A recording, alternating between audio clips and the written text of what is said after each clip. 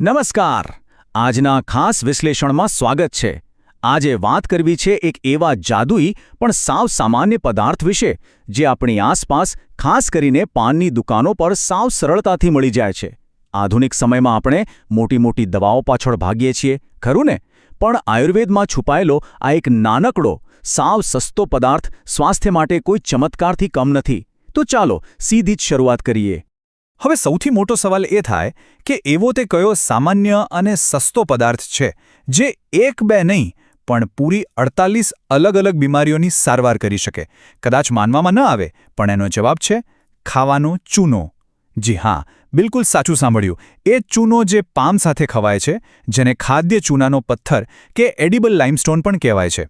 આ કોઈ સામાન્ય વસ્તુ નથી, પણ એક અત્યંત શક્તિશાળી ઔષધિ છે.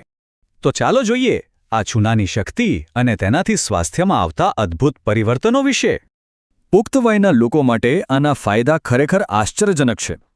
ઉંમર વધવાની સાથે ઘૂંટણ, કમર કે કરોડરજ્જુના દુખાવા થવા એ બહુ સામાન્ય છે, બરાબર ને? પણ ચૂનો આમાં એક રામબાણ ઇલાજ સાબિત થાય છે. આ સિવાય જે લોકોને રાત્રે ઊંઘ ના આવતી હોય કે સવારે ઉઠતા વેત ભયંકર આળસ આવતી હોય, તેમના શરીરમાં આ નવી ઊર્જા ભરી દે છે. વળી ભૂખ ન લાગવી કે સારું જમવા છતાં વજન ન વધતું હોય, એમાં પણ આ અસરકારક છે. સૌથી ચોંકાવનારી વાત તો એ છે કે લાંબા સમય સુધી આલ્કોહોલ લેવાથી શરીરના અંગોને જે નુકસાન થાય છે તેને રિપેર કરવામાં પણ આ મદદ કરે છે.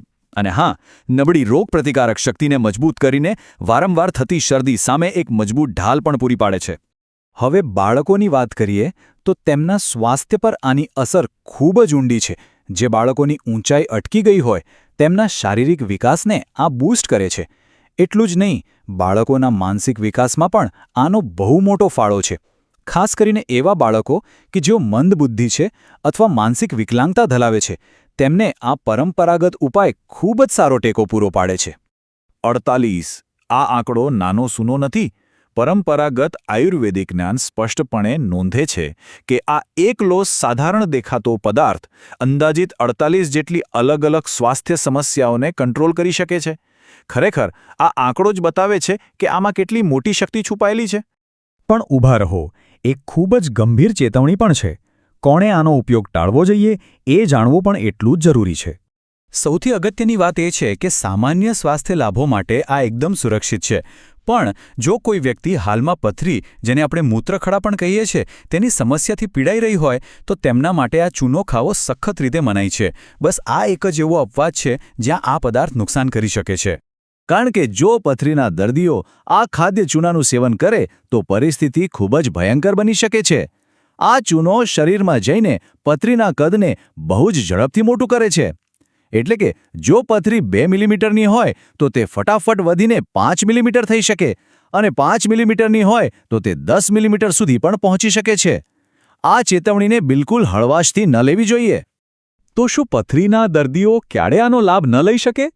એવું નથી.